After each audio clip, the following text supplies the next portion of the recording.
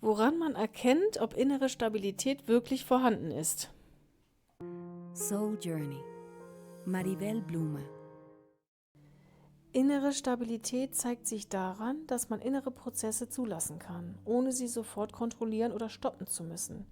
Gefühle dürfen da sein, ohne dass man sie wegdrückt oder sich darin verliert.